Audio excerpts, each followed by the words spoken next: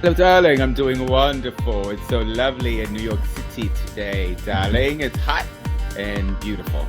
How are you? Yes, I am good.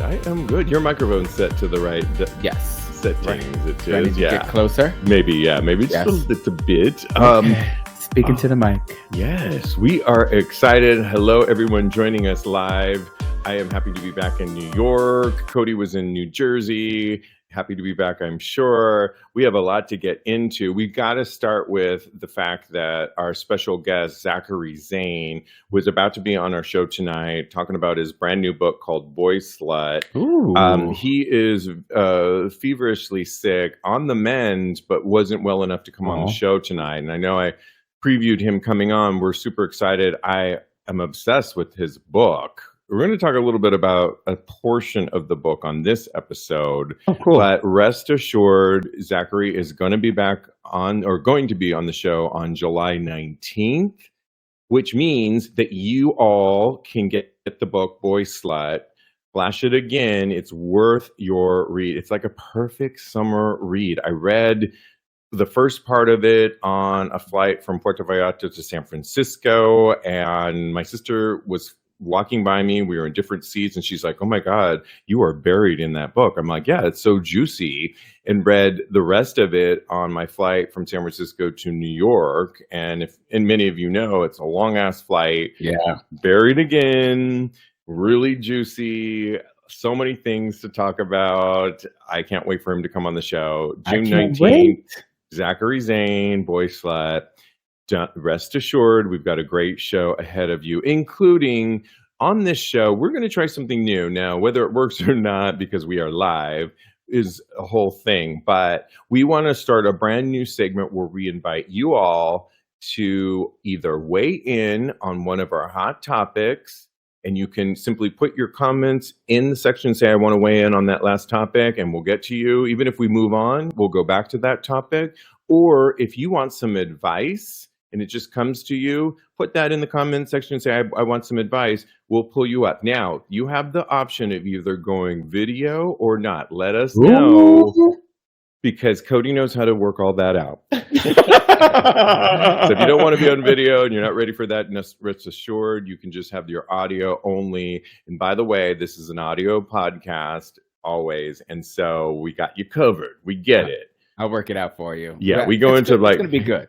We go into hair and makeup on this show. On the other show on Tuesday, we're like, what hair? I don't have any hair. I don't have any hair. Darling, your hat selection is We're fabulous. saving money by me not having any hair, I feel like. Exactly. I have to also tell you that we ended our Tags Pride promo giveaway. Thank you to all who participated and took our survey.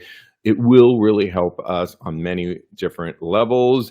We picked 2 winners, and I reached out to those winners. I would announce them tonight, but I reached out to them, and I really wanted to get their names because it was an email lottery that I went through. I didn't even know the names. It was just your email.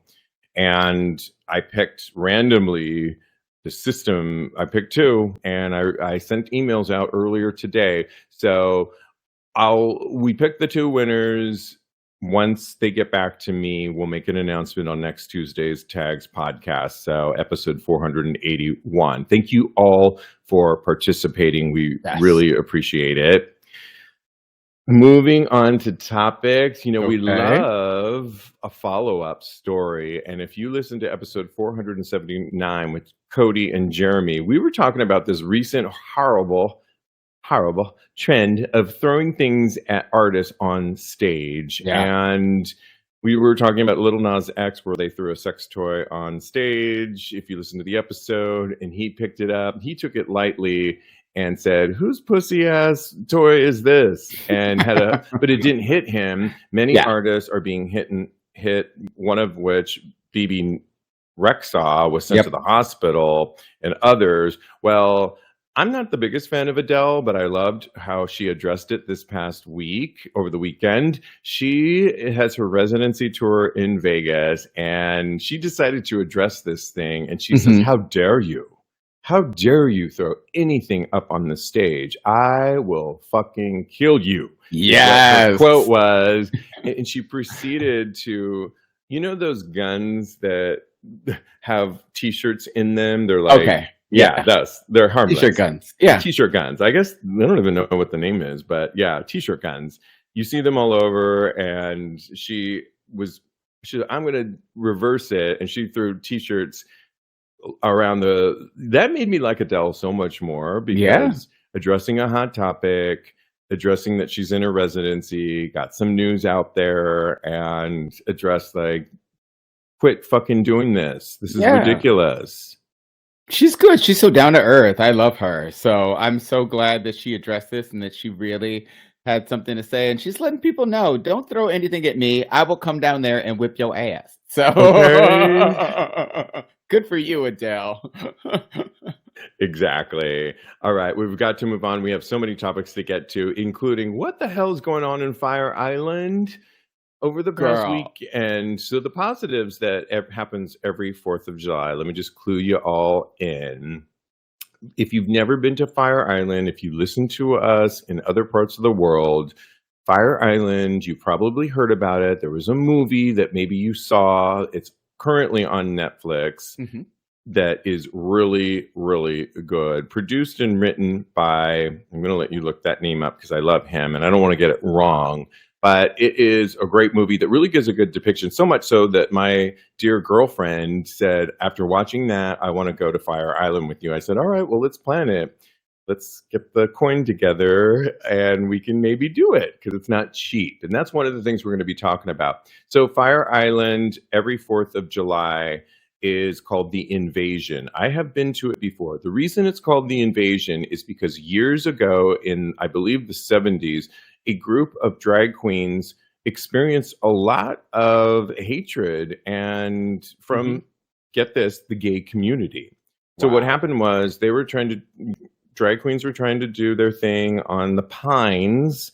So if you think of Fire Island that we're talking about, because Fire Island really extends beyond with the straights, but if we're talking about just the LGBTQ plus, we're talking about the Pines or Cherry Grove. Yes. And you can take a ferry from Sayville to either the Pines or you could take it to Cherry Grove. You could also walk from one to the other. It's a long beach walk, or you could walk through what's also called the meat rack. I'll let you do the math on that. We are a sex podcast, so use your dark and dirty emoji imagination. And so what happens every year on 4th of July to mark the anniversary of when many drag queens, what happened on 4th of July, they decided to take a ferry, which you can do from Cherry Grove over to the Pines in full regalia, made up, and literally invade the Pines to show the gays of that time, we're not having it. We belong here. Drag is a part of our community, whether you want to believe it or not. And, you know, they weren't as accepting at the time, but bless their heart, they were invaded, and we love a good invasion. So to mark the anniversary of such a monumental event, every year on 4th of July is called The Invasion. I've been to it before, and it's the dock where you come in. And if you know Fire Island, on the Pines, it's this long dock, which they turn into a runway, honey. Yes. Complete with red carpet.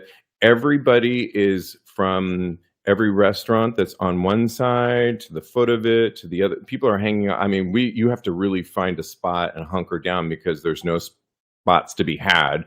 And they come in and reenact that invasion that happened so many years ago. But now, because thank God we're so much more inclusive, it's now a runway moment. So imagine one of those ferries, and you know how much those ferries can carry tons of people filled with drag queens, and they have an MC, music, and they are parading down this runway, and it is iconic. If you've never experienced it, I highly look it up because there's videos of it. I want to go. You got to go. Well, I'll go with you next year. Let's go. Yeah, it's so much fun. We're definitely. And so that's the positive. And it went like no other, like every other year, perfectly. But we have some news to report on some things that maybe Girl, have not gone so perfectly. And what can the I pause hell you is? for 2 seconds? The Fire Yeah. Island movie is on Hulu, and it stars Joel Kim Booster, and he is the screenwriter as well. Thank you so much. Highly Continue, You sorry. loved it too, right? I love that movie. It's so good. So many great actors in there. So many great performances. So yes, go. Okay. Continue. Now let's talk about some drama that happened Shady. over the weekend. Drama started when, as this article on QWERTY pointed out, an aspiring circuit gay tried to drag his friend on Twitter only to experience a barrage of backlash. So essentially what happened is this guy named Troy Maez, he shared a screenshot. I mean, just a guy that was there. He shared, essentially what he did was, he was complaining because he stole his roommate's, get this, chicken finger that he got at the cantina. There's like very few restaurants, if you know Fire Island at all. Most people have to cook. And he went in and stole his friend's chicken fingers. Well, the roommate came in at 6 a.m. and blasted him for it. Like, why are you stealing my chicken fingers that I got at the cantina? And I don't know what accent I'm trying to hear. I don't know. I don't know. I'm going to drop it, was right cute, now. though. I'm going to drop it, and because I can hear myself back in this new mic that I use, and so it was bad. No, it was cute. So yeah, so he blasted. So the guy, rightly so, was starving at 2 a.m. Yeah. And if you know, food is scarce in these parts when you're on an island, literally. Hunter-gatherers. If you're not going to the meat rack, then I don't know where you're getting the meat from, okay? Thank you so much. And so Troy, who took the chicken finger, decided to blast him on Twitter and say, what the fuck? Like, why is he coming after me? And he thought, I believe, as everyone else did, that everyone was going to be on his side. Like, this is so petty, how stupid. Yeah. But if you know anything about Fire Island, we'll talk about that in a second. Like we said, food is scarce. Yes. You often have cooking times that you are designated if you're in a house. Mm-hmm. Kodi, you are cooking Tuesday night. Yep.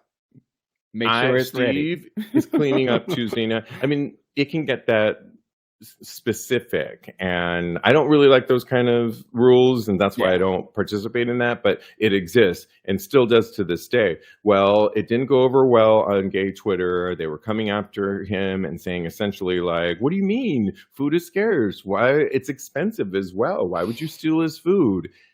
I mean, back and forth on both of their sides. I think the one that stole the chicken fingers still felt the way he did, came back, posted another video or a photo of himself eating another chicken finger. Yes, just to rub it in a little bit more. I mean, it's petty, it's cute, it makes for good fodder. I'm happy for I think it's hilarious. Never. Oh my gosh. I can't imagine. If I had somebody in the house that did that to me, I would never be friends with them again because food is sacred for me. Food is like, if you steal my food, then you have stolen my soul. You can have my boyfriend before you can have my food. You know, there's those friends that we all have that, you know, food is very important to me. Like what restaurant I go to, I just cooked 3 meals for my mom and I planned them out and I was cooking chili. Anyway, the point being is you, as my friends, I know how important food is. I've been with you eating. I would never with particularly you because I just know. I just know certain things. Also, I think it's rude to. It is. I used to work in an office before and there would be somebody that they would have to put in a blast email like who's stealing certain people's food out of the refrigerator. What? Yeah, and this was before cameras and all that. And you know, you don't steal people's food. That's horrible. Or ask, you know, if anything. Exactly. What's the worst you can do? Get a no, and then you have to go find your own food.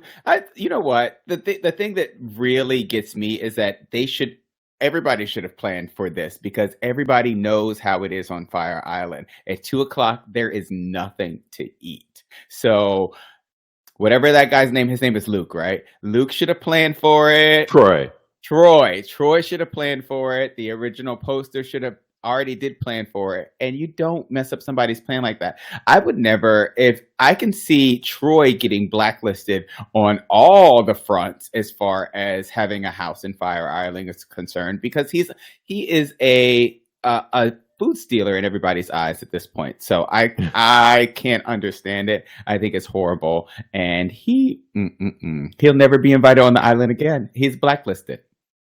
Well, to continue the drama that occurred, it was funny because Queerty did a whole story on these two stories, the one that I'm about to tell you in a second. But the reason I decided it was something to talk about is I follow DJ Corey Craig, which all of you should follow him or look up his podcast. Actually, he does an amazing podcast of the latest, greatest music that's out there with sort of a house influence. There's always going to be a little bit of Beyonce or Janet thrown in there, old school, but it's like the latest, greatest music. DJ Corey Craig, adore him. Lincoln, our other co-host, likes him. And I saw this brawl that happened also on the Pines, and then we're talking like right in the cantina. Mayhem took place outside of the cantina. Right? Nowhere. Yeah, it was like crazy. It was a fist fight, and he posted the video. I can post this on TAGSPodcast.com, episode 480, but it's a total fist fight. You see two guys getting into it. No word on what happened. It looked toxic, just to say, but the two guys the other guys that were at the other table were totally like, as if you would be too, totally like, what the fuck is going on? What is going on? Why? But by the way, can we just say Fire Island is supposed to be like paradise? It really is. I know it can get a little carried away. People can imbibe a little bit too much. Who knows? Maybe the chicken tender guy and the other one got into it.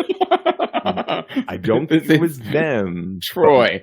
Maybe it was Troy in my mind. I know. I was wondering, like, why? But seriously, fist fights on... No. This is not... We don't want this... It's so funny, too, because there was another story of... Queerty did, and I love Queerty, by the way, Queerty.com. It's often where we get many of our stories for inspiration, for hot topics. And one of the things that they were doing was, what did Fire Island look like in 1999? And it was a pictorial of life and I really wanted to look at it because I remember 1999 for myself, and I wanted to see what the fashion was going to look like. I wanted to see what the gays look like. And it was interesting. It was a little bit more white, of course, I think. Definitely. It just was. And it was, I think fashion, of course, jeans were a little bit baggier and the drag queens looked a little bit differently. And so, I don't know, but there was nothing to mention of a fight or anything like that. Yeah. And so I just wonder, because, in 1999, there was no social media and there was no Twitter. And to think that we're now blasting people on Twitter, if you have sort of this, you want to call somebody out, they didn't have that then. It really was an island. And I just think that, when you go to Fire Island, I saw something fun with the drag queens, leave it to what it really should be, is an island of fun, fantasy, frolicking, and a good time. Oh yeah, I totally agree with you. That the fighting is completely unnecessary. No matter how mad I am at anybody for stealing my chicken tender, I am not going to be hitting anyone. So I do not advocate for any violence in any form. And I think that if you're in Fire Island, then you should be living your best life and not really engaging in that sort of behavior. Now, I don't know what actually happened or transpired, so I would like to know more about it because I am a messy bitch that loves drama. So okay. I was getting my life when both of these stories came out, and I was at Joe's family's house for the 4th of July, and I saw both of these at the same time, both of these stories on Twitter. and I literally could not get enough of it. They're like, "What are you looking at?" And I was I hope you thought living. you knew we were going to talk about this. Oh yeah. Okay, I should yeah. have known. I should have known because we're of the same vein. We are Yes, of the one mind most of the absolutely. time. So Oh my goodness. Well, moving on, and we have to shout out to fellow podcasters, as especially ones that are also in the LGBTQ plus community, even if we're talking about Bowen Yang. Bowen Yang was in Fire Island, and we love him. Don't you love Bowen Yang? love him. He's the best. He's also in Fire Island as well. So nice Yeah. segue, Steve. Nice segue. Yes. So Bowen Yang, we just wanted to report on, is taking a break from his popular, huge, successful podcast with Matt Rogers, who was also in Fire Island. They have Man, this the hits keep amazing, coming. podcast called La Culturistas. Hmm. It's such a great podcast. You got to check it out. They don't need our promos, but but still, he's taking a break, Bowen, because of what he's currently saying he's suffering from. The 32-year-old comedian recently revealed on his Instagram story that he will be temporarily pausing the podcast, taking a very short break from La Culturistas. Bad bouts of depersonalizations are fucking me up bad, but I am doing my best to get better. Depersonalization described, because I didn't really know what it was, Yeah. and thank God on this article I got by the Mayo Clinic, describes it as a psychological condition in which individuals frequently experience a sense of detachment from their own bodies and perceive their surroundings as unreal. This condition can be significantly impacted and impact one's mental well-being. And Kodi, when I first read that, it did not come to me strange or what you talking about, Willis. It did not, because it actually resonated a little bit Yeah. of that. I didn't know there was a name for it. Oh my I don't gosh. Me too. really, yeah. Facts. Okay. 100%. When I was younger, I totally had a separation from my body and myself personally. I would look in the mirror and I wouldn't recognize myself. So I never knew, like you, I wasn't familiar with this. And I'd know that it was something that had a name for it. So when we started talking about it, I said to myself, this is exactly what I went through when I was much younger, like in my 20s, when I was just coming out. And I'm so glad that Bowen Yang is getting help for this and addressing his mental health, but he's also bringing more awareness to this. So I'm so happy that we now know the name for it, because I feel like we would have never known if it hadn't been for Bowen Yang. So thank you so much, Bowen, and get the help you need. Thank you so much. And it goes to show you, like you sort of just mentioned, that it can happen at different stages of our life. Yeah. We see him as this SNL. I mean, to get on SNL, to be in major movies, to be killing it right now, that why would they have any problems? And I think it's really amazing that he's sharing his experience, taking a break for his own mental health and bringing, like you said, awareness, which is really great. And the fact that both of us it resonated on it was weird. I've read other conditions before where like, oh wow, I don't really know what that would be like. Yeah. I now know, based on what somebody has written or said, I have empathy for them. Yeah. And I'm now aware of this from an educational standpoint, and will be a little bit more, have empathy for that. Yeah. But this one, for some weird reason, we don't have enough time to get into some personal things, but if any of you listening to us want to share any of your stories on what you relate, particularly to some of our listening audience, we'll bring you up and you can share. Come on, let us know. The door is open, guys. So yeah. Okay. Do we have anything to read, or are we moving on? Doug just says, let's hope he's getting help. Yes, absolutely. The boy that grew up down the street from him. Oh wow. I'm so sorry to hear that. You want me to read the whole thing? It's really Yeah, sad. sure. Yeah, Yeah. he said he just the guy that grew up down the street from him took his life over the weekend. So I'm really so sad to hear that. My thoughts and Oh, prayers are going out. Sorry about that, I'm Doug. so sorry. Yeah, absolutely. Okay. Switching gears here. We've talked about a reality show in Britain called Naked Attraction, and there's a brand new show in Spain. Leave it to Spain to step it up a notch and call it Strip Date.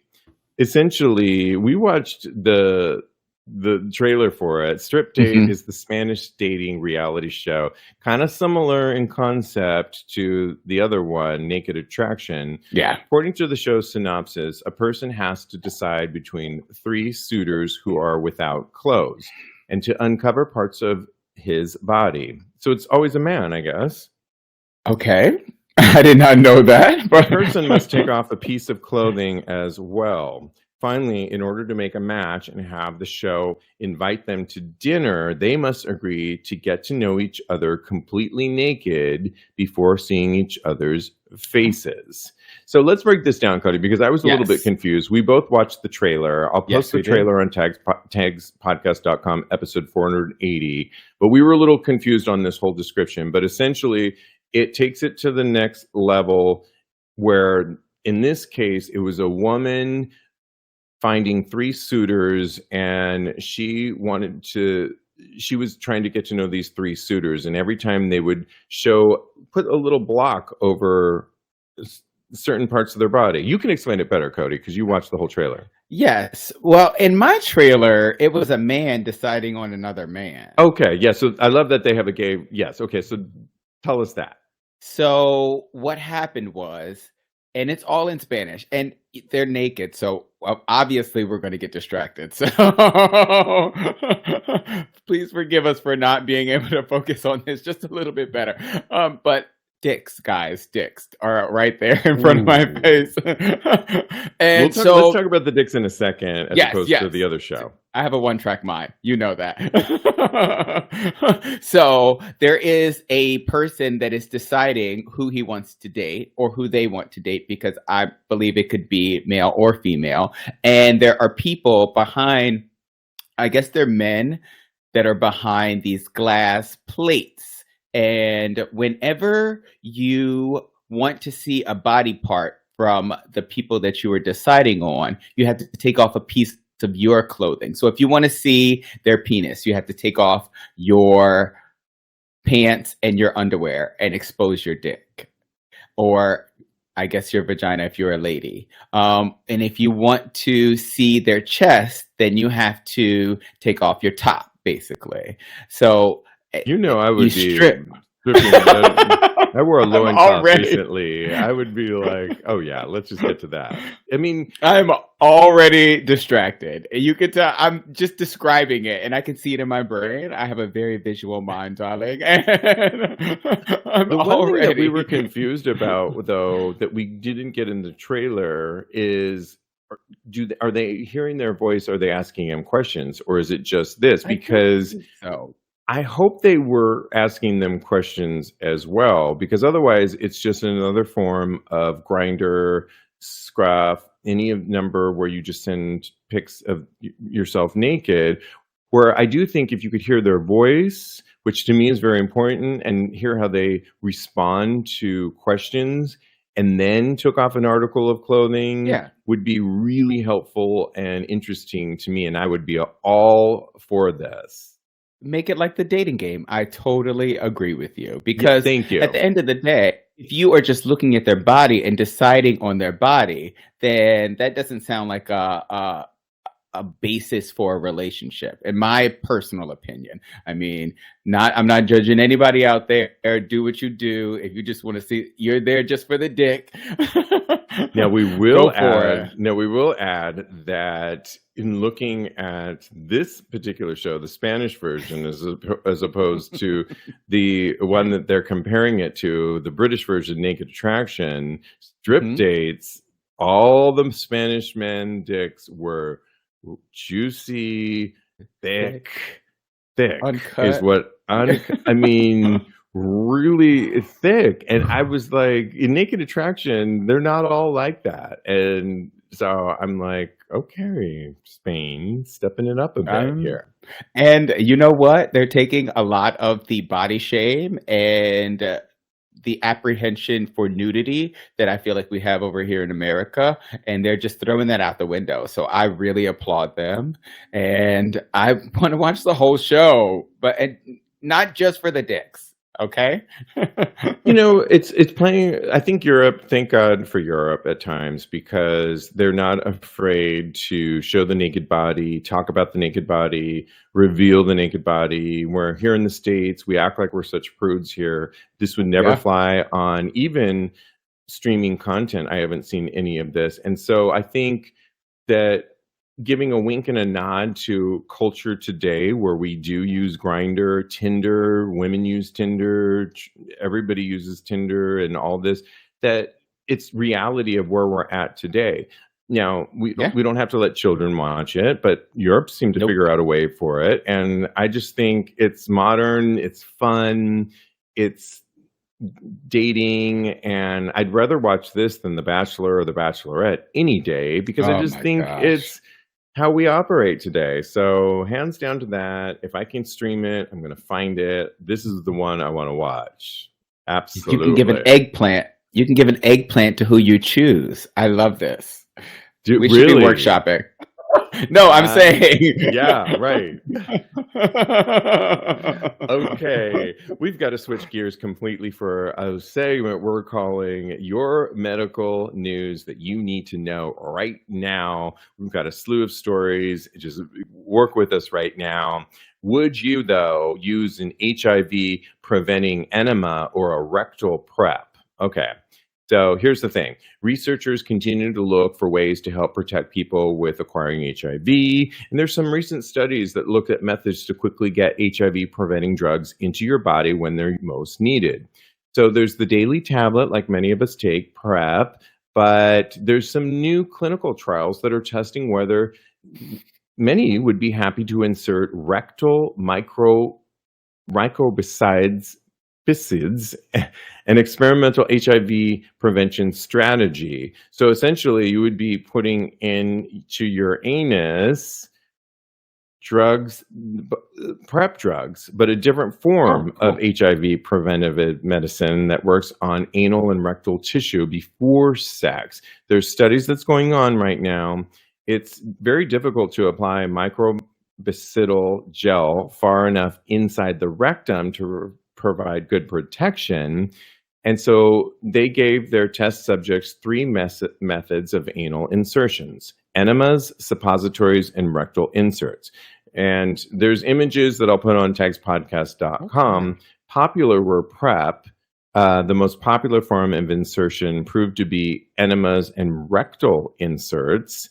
And they were tested. You know what? Many people, they tried this in South Africa, Kodi, Thailand, Malawi, and the US. Enemas proved widely popular, but popularity dipped in the US. I think because they tried it in cities like San Francisco, where people are really have come to be comfortable with taking a daily pill. And so I applaud this one just in general, because I love the new studies that are going on. I think that some of them seem a little complicated, but I think with not everyone having access to forms of, I think adding more ways like this is a positive thing. So I'm here for it. How do you weigh in? No, I totally agree with you. I can't say that I would personally use something like this. I'm definitely more comfortable with a pill form of medicine and things like that, because I feel like it leaves some of the spontaneity out of sex out of the equation. With the pill, if you stay ready, you don't have to get ready. You know what I'm saying? Okay. But this is, hold on a second, in 20 minutes, I'll be ready. And after I do the enema. And so I think that it just takes too much preparation to be able to get to that point where you are actually having sex. And I'm down for the get down when I'm absolutely ready. So, but to each their own. If you feel like this could possibly work for you, this is a better option for you as far as making sure that the spread of HIV is curbed, then I say go for it. And like you said, they tested it in other countries where HIV, the rate is rising, and it seemed to be working. So anything we can do. Love it. Moving on to erectile dysfunction gel has been approved for over-the-counter use. So the Food and Drug Administration approved the use of Eroxon, and it's essentially this month for the treatment of erectile dysfunction. There are two surprising aspects of Eroxon. One, that it's a gel as opposed to a pill like Viagra or Cialis, and it will be sold without a prescription. There is no timeline yet on when it will be available, but the FDA approval means it's imminent.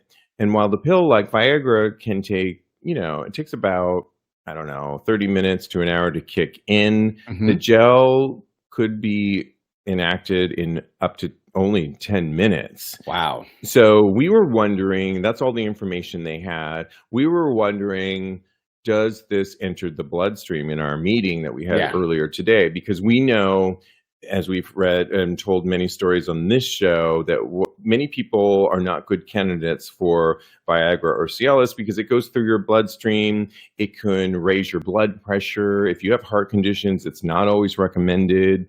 And so we wanted to know, with a topical agent, would this be better, essentially, right, Kodi? Yeah. Or does it somehow enter the bloodstream? So we decided to ask ChatGPT, which is AI. And again, it's not a medical analysis, but we asked the question, do topical agents enter your bloodstream? And what AI said, or ChatGPT said, topical agents are designed to be applied to the surface of the skin, and their primary action occurs locally at the site of application. However, it is possible for some small amount of the active ingredients in topical agents to enter the bloodstream. The skin is a protective barrier that is designed to prevent the entry of harmful substances in the body. However, it is not completely impermeable, and certain molecules can penetrate the skin to varying degrees. The ability of a topical agent to enter the bloodstream depends on several factors, including the characteristics of the active ingredients, the formulation of the product, and the condition of the skin. So I would imagine, though, reading this, though, if you had obviously an open wound, that's all bets are off. It's going to enter your skin like many things. And we just need more research on this particular one. And it sounds like it would be minimal, but it could be faster acting. I kind of like it. Yeah. I'm here for it. We just, like the story says, we need more information to move forward. Yeah. And thank you, ChatGPT. But talk to your doctor before you use any medicines, definitely, because we don't want any accidents out there happening. As far as take care of your health, guys. Exactly. And lastly, in your health medical update that you need to know about right now, GSK out of the UK has fast acted a brand new vaccine for gonorrhea, and it's also going to be approved by the FDA. This is a vaccine candidate to treat sexually transmitted infection gonorrhea, and it's been granted a fast track designation by the U.S. Food and Drug Administration. The gonorrhea vaccine is currently at a mid-stage trial, but aims to demonstrate efficacy of the vaccine in healthy adults who are at high risk of the infection, the company said in a statement. And I think this fast track is a really good thing because, as we know, STIs are on the rise. We also know, as we've reported on before, that many of these antibiotics are becoming resistant for certain STIs. And so I really like that we are getting this one out there. It's on a fast track, and it just makes me happy to know that there's work being done on a scientific level. The FDA is approving this because we want everyone to be healthy. That's right. You hit the nail on the head. This is 100% amazing. I think I'm on board with this one all the way. And because PrEP doesn't cover. It doesn't prevent from other STIs besides HIV. And I feel like other STIs have fell kind of to the wayside while steadily rising in the population. I think that this vaccine is going to do a lot of good. So thank you so much, vaccine people. Absolutely. Okay, moving on to, we're always so obsessed with penis size, right? And Who, this, me? this story actually comes from co-host, we'll just call him co-host, who's been killing it, filling in for us when we can't make it, Yes. Teddy Alexis. And he sent me this yesterday, and I said, we'll talk about it because I thought it's worthy of a chat. It's called Interactive Map that lets you compare penis sizes with the world. There's an interactive map compiled by World Data Info, which allows curious people to compare a penis size with people from around the world. And it's important to state that despite the worries of men likely fueled by larger penises, in pornography, that penis size might not be important to some, but for many of us, it's linked to things like masculinity and so many other things. No other topic on the website has been asked for more often than the average size of the male genitalia. Yeah. Well, World Data explains on their website, finally caving into the demand. And this international comparison now gives some basic data about the mean size per country. Well, what did they find? It used data from around the world and allowed you to compare the average absolute length or girth, but also with a percentage of average height, right? That was the one thing. In principle, the length is always measured on the upper side from the root of the shaft to the tip of the glans if there is a fat pad above the root. This may be slightly pressed in during measurement. To measure the circumference, one usually takes the circumference at the root. So to give you a little bit of who came in where, Ecuador came in at number 1 with 6.9 inches on the average, but that meant with a height of 1.67 meters, which is 5'2". Okay, wow. That's the average. I just Googled it because I knew you were going to say it. I was like, yeah, let me look this up right now. Thank you so much. You're welcome, darling. And then it went down from Cameroon, Bolivia, Sudan, Haiti, Senegal, Colombia, Cuba, Netherlands, and Zambia. The U.S., for many of our U.S. listeners, is 60th on the table with the erect length of 5.35 inches. 7.68% of the average height, while the UK came in at 68 with 5.17 inches in penises, making up 7.38% of average height. And Kodi, I know we were talking about this in our meeting, but can you just explain the height because I don't know that I really understood that. And then we'll talk a little bit more about this study.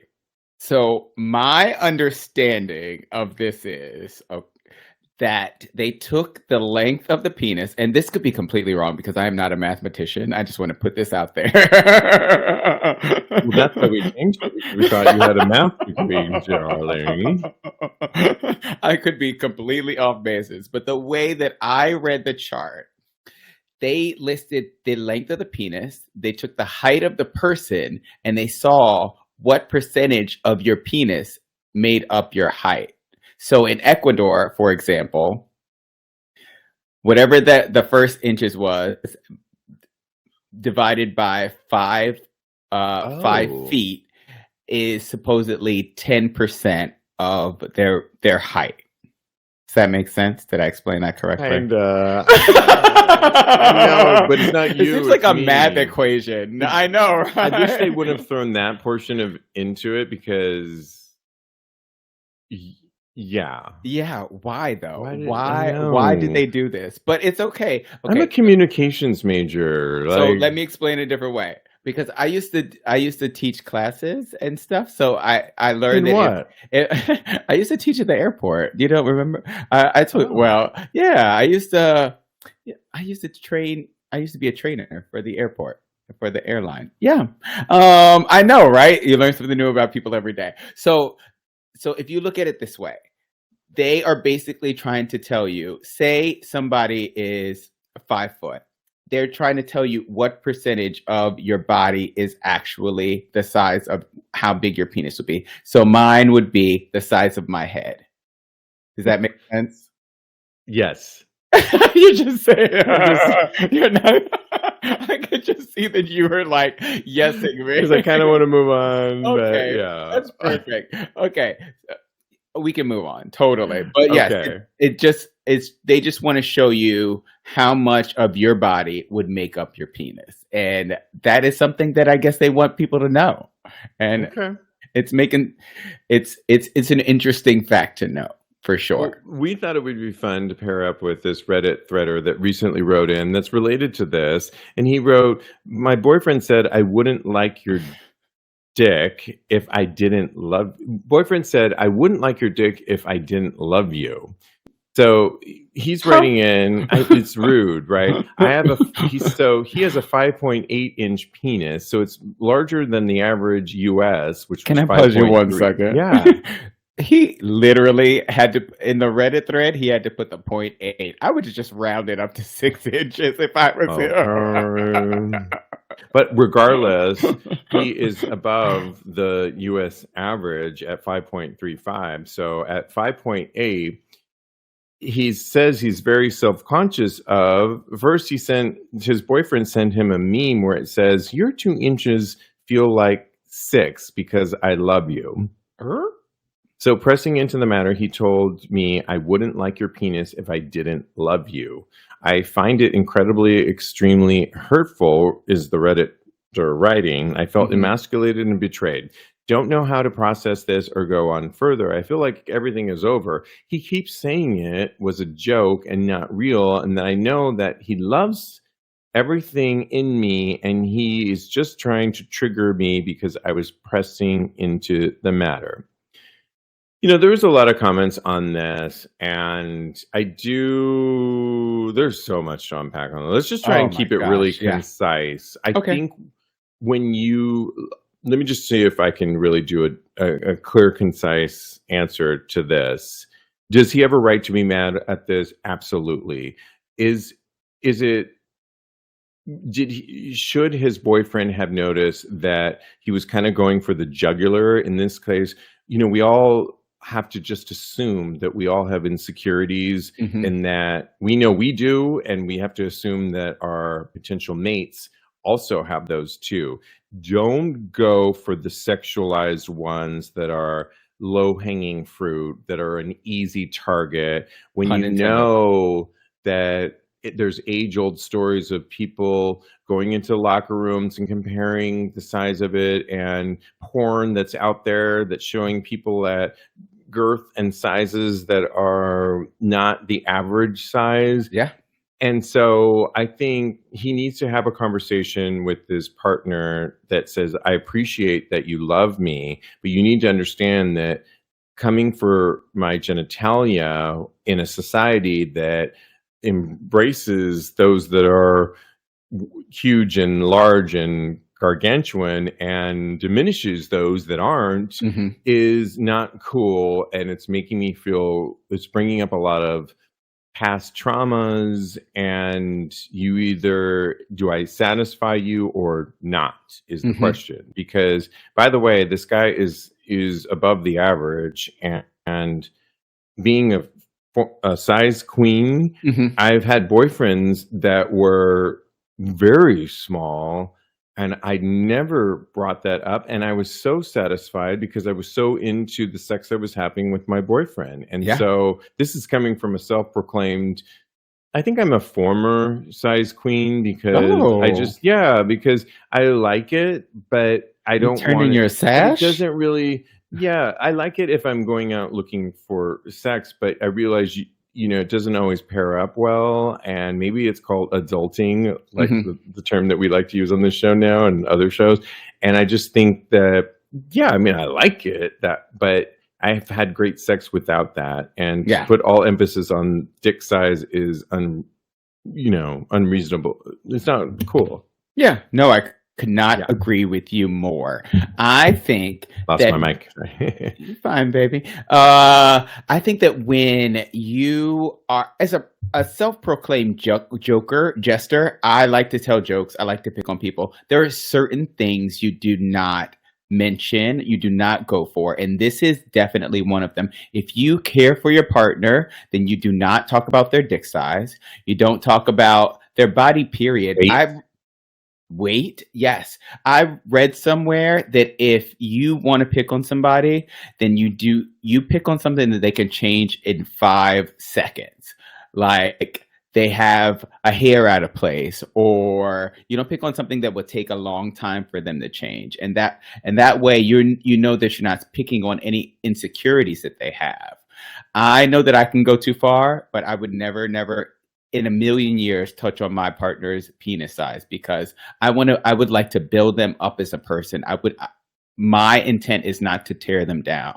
So I think that this person who did this to their boyfriend is completely off base. I think that they really need to do some really soul searching as far as their relationship is concerned, because I might end it over this, because if you cover my dick is wonderful. I think you need to be loving my dick the most out of everything in the world. You need to be saying that, yeah, you love me, but you love my dick maybe a little bit more, honestly. If 100% anything. agree. Yeah.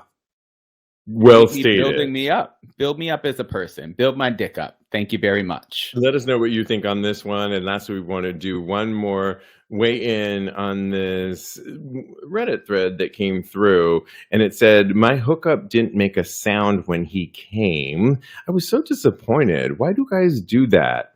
It's so funny. And there were so many. I could read some of the comments. We don't really have time for that. Yeah. But, yes, of course, everybody loves sound effects and people moaning, groaning. But I would just have to say that a lot of us gay men, at least on this show, grew up with having to jerk off, masturbate with our parents in the other room, and learning how to be secretive about it. I would argue anybody did. And then many of us live in major cities, and there are thin walls, and we've learned to, or many of us have gone to stalls at Macy's and wanted to get pounded in the middle of 3 o'clock in the afternoon and can't be screaming out loud. So we've learned to keep it down. Yeah. I would say to this Redditor that if that's very important to you, put it in your profile that you want, and let them know that they are free to be loud in your confines of your house or apartment or wherever you live, or if you don't care about your neighbors, and that it's okay, and let them feel that they can be, but don't hold it against them. I mean, many of us just learn to hold it in. And I agree, it's great to be vocal and let it all out. Well, how do you weigh in on that? Oh, yes. I totally 100% agree with you. I think that growing up, I definitely was one of those people that was a secret masturbator in the bathroom. I shared a room with my brother, so I couldn't do it in the room with there. And I think that taught me to be a lot more quiet when I was having sex. It is something that I have definitely grown out of, because now I am the loudest. I am the loudest bitch in my neighbors. I feel so bad for them, because I know that they hear me coming all the time, and I don't feel bad about it, because for me personally, it expresses how unashamed I am about having sex. And I think that if this person really wants to have loud sex and express how unashamed they are about having an orgasm, like me, I think that they should let their partner know, and they should just have a scream fest. I'd be down to listen. I love listening to sex noises. It's so hot. So yeah. So I think that make a whole Patreon or OnlyFans about it, and I'll listen and make some money off of that Okay. It All reminds right. me, recently in the gym, I've been pushing it a little bit and I've been grunting a lot. Uh-huh. And certain gyms you're a little bit better at grunting at. There's this gym in Puerto Vallarta where grunt all you want because everyone else is grunting away. And other ones where I'm like, okay, maybe I should take it Keep down it a quiet. notch. Like basically, no, read the room, I guess. Well, we have who just wrote in a comment section here. It's Doug. Doug said, "Oh, your grandmother across the hall from your bedroom." Plus, it didn't help when said grandmother caught you jerking off when you were 12. Oh no, Doug! I'm Damn, so I almost have to end the show sorry. right now because I like that's so like devastating.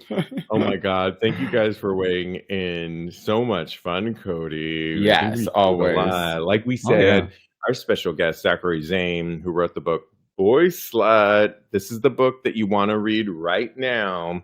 It is so juicy. Just get it. You will love it. I mean, Yeah. it's pulling up. He's sharing so much, Kodi, that it's pulling up things of my own and I'm comparing it. And it's Love the book that. to read right now. Boy Slut, Zachary Zane. He will be on our show July 19th. Read it ahead of time. That way you can ask questions. Also, you can follow my co-host, Kodi. He is a life coach. You can follow him on Instagram at KMD Coaching. KMD Coaching, or his personal account for some juicy photos at Mr. Maurice. I love saying that, Mr. Maurice. So good, right? I know, right? You can follow me. I am _Steve V. I am _Steve V on Instagram. But the rest of it, Twitter. What's the other ones? Twitter, TAGSPodcast on Twitter. Talk. We are Tags Podcast. And go to Yes. TAGSPodcast.com for show notes and everything else.